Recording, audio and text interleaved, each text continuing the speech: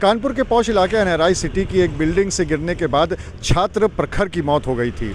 ये काफ़ी संदिग्ध परिस्थितियों में हुई थी और उसके बाद इस पूरे मामले में जांच भी चल रही है। जांच इसलिए चल रही क्योंकि वो अपने पिता के साथ रहता था और उसकी मां अलग रहती थी। वहीं पर मां ने ये आरोप लगाया है कि जो पिता है उन्होंने ही बेटे की हत्या की है और इसी को लेकर उन्होंने तहरीर दी थी, जिसके बाद पुलिस के आला अधिकारी इसकी जांच कर रहे थे। अब काफ़ी समय बीत जाने के बाद भी जब एफआईआर दर्ज नहीं हुई तो उनकी मां बॉस की, जो कि प्रखर की मां है, उन्होंने सोशल मीडिया पे एक वीडियो डाला है और उसमें ये आरोप लगाया है कि पुलिस जानबूझकर जांच के बाद भी एफआईआर दर्ज नहीं कर रही है। तो क्या कहना है पूरा ये प्रखर की मां का, चलिए सबसे पहले आपको वो सुनाते हैं।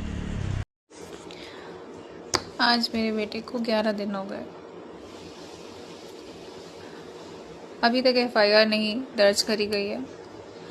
मैंने आज नवाबगंज चौकी इंचार्ज को कॉल किया। उन्होंने कहा कि हमारे एसीपी साहब को कॉल करिए, हमारे तक कोई इन्फॉर्मेशन नहीं है। मैंने कर्नलगंज एसीपी को कॉल किया, जिनके हाथ में सीपी साहब ने जांच दी थी, अमित चौरसिया जी। उनका कहना है रिपोर्ट हमने सर को भेज दी है, अभी तक आपकी एफआईआर नहीं लिखी गई है। मेरा एक कॉल आ रहा है, उन्होंने फ़ोन रख दिया।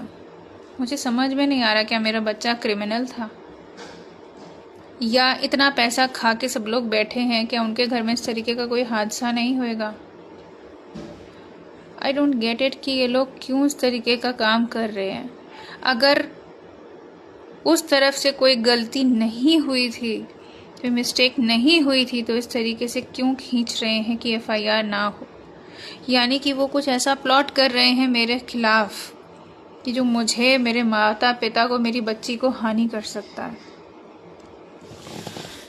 मैं सभी से आग्रह करती हूँ कि प्लीज़ आप लोग मेरी बात को समझें, एफआईआर दर्ज करें, क्योंकि मेरा बच्चा कोई क्रिमिनल नहीं था जिसकी आप अभी तक जांच पड़ताल ही करते रहे। रिपोर्ट बन गई है, सबमिट कर दी है। किसको सबमिट कर दी है? आप ही को तो एफआईआर दर्ज करनी थी।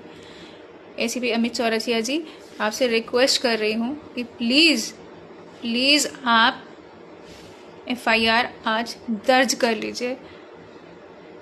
आपसे हाथ जोड़ करके विनम्र एक माँ का आग्रह है, रिक्वेस्ट है। मैं सीपी सर से भी रिक्वेस्ट कर रही हूँ। सीपी सर के कहने के बाद भी सीपी सर रघुवीर लाल जी ने कहा था 72 घंटे।